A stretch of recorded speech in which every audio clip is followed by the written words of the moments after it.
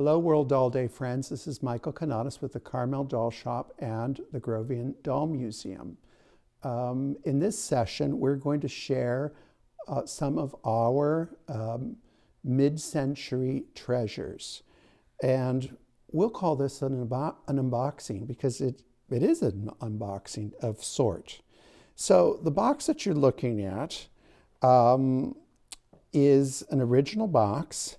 And you can see, although it's upside down for you, well, no, it goes both ways. It says American Character Doll. And we've certainly done a lot of programs on the classic character dolls, German character dolls, French character dolls. This is clearly an American character doll. Now, in our establishment collection, if you like, when we started the Grovian part of our business, because it is part of our business, we were short of many, many things. We weren't short of Jameaus and Brews and the things that a lot of doll museums struggle to have. What we were short of were mid-century modern pieces because we didn't collect them. We didn't collect them because we didn't like them. We didn't collect them because we had other interests. But when you want to engage with the public, you have to have things that they connect with. An Albert Mark is very nice, but the average person today did not have an Albert Mark. So what we're going to look at today is one of the popular items in, say, 1950. And this is Tiny Tears. They probably were working on some form of a baby doll Tiny Tears type before 1950. This company, American Character Doll, was started in 1919. So if you do the math, that's right after World War I. Wars are terrible. But the thing about wars is it creates new opportunities for new materials to use for civilian manufacturing. So the American Character Doll company of, say, 1919 moved away from bisque, went into American composition, etc. Although, interestingly, they did ultimately handle a form of the Bilo doll. So now we're back to Tiny Tears. So we're about 1950 here. Again, it's after the war years. So you have new materials coming into use for dolls. And so here we have a combination of hard plastic, which would be the head, and then a soft rubbery body, which was light, durable, and easily molded, much easier to mold the plastics than, say, the compositions or bisque. So the whole concept of, remember, we're 1950, we're in the fabulous 50s, the actual real baby boom. And throughout the 50s, baby dolls became very popular. Even the most famous baby of the 1950s, which was Ricky and Lucy's baby, was by American Character Doll turned into a baby doll. So baby doll play was very important.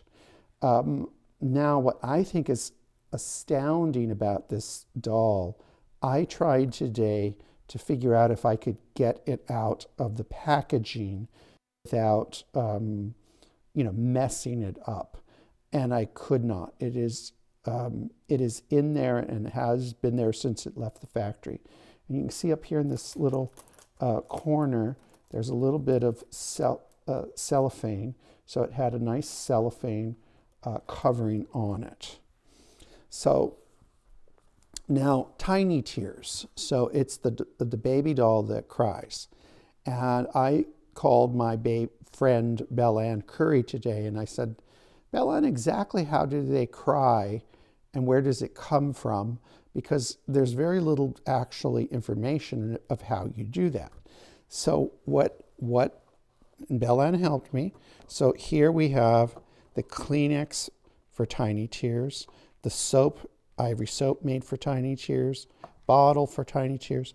So what you would do is you'd fill up your bottle with water, although I'm sure some of them got milk and other things, and you put it into this hole in the mouth, and then you fill up the head, and there's a mechanism that'll take the water in, and then once the water's in, all you have to do is move the head a bit, and out of these tear ducts, she'll cry,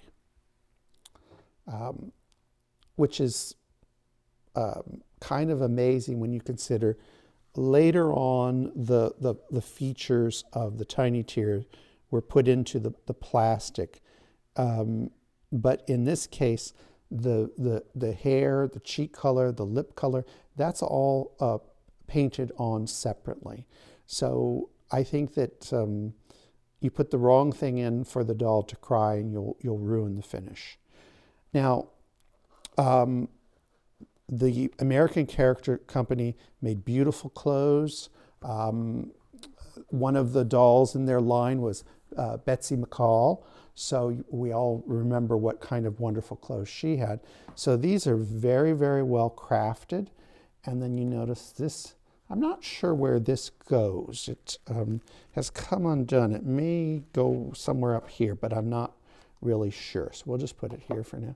But you know, she has a sponge and her washcloths, her little booties, her baby hat, and I love that her little romper is embroidered with tiny tears.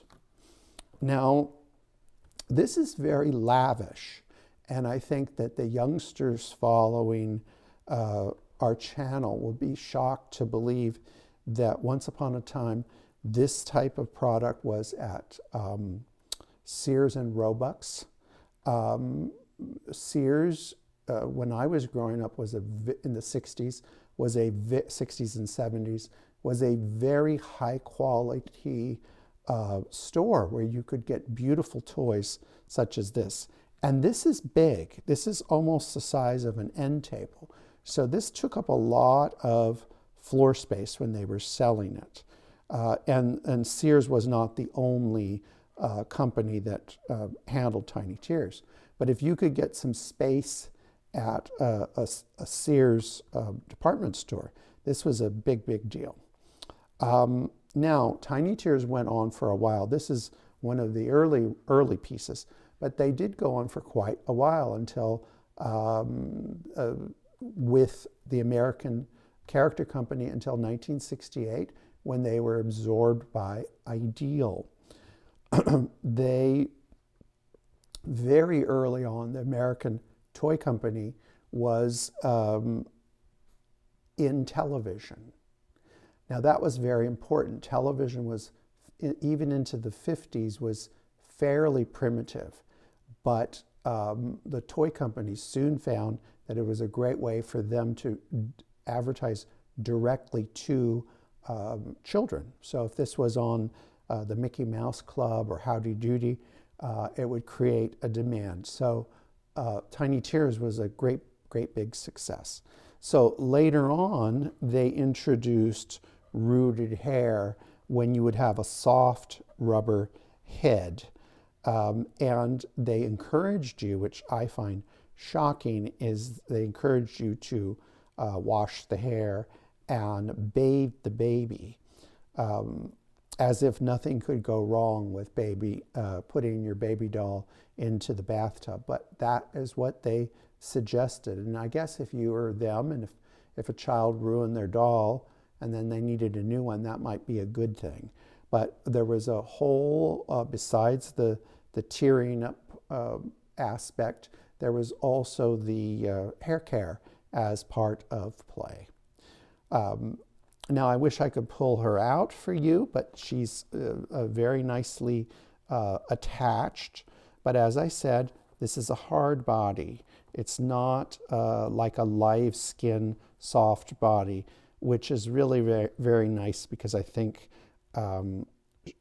she will last longer in this situation. And then I should point out this. I don't know if this was part of her, but it came in this box with her, a little top, which is kind of cute. And then another thing that was part of suggested play was for little girls to learn how to launder Tiny Tears clothes. So we have a clothesline and a clothespin, which I think most of the people today wouldn't even know what that is, but all of us of a certain age, of course we all know. And then somehow, and then here's her extra little diaper. And my mother was a firm believer in cloth diapers, and she was always very proud to say her babies never had diaper rash because they wore real diapers. But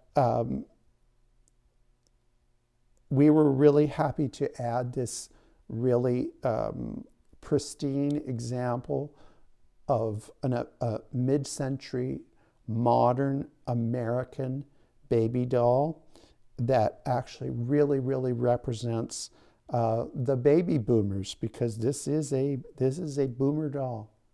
Anyways, doll friends, thank you for tuning in, and we will see you later. Bye-bye.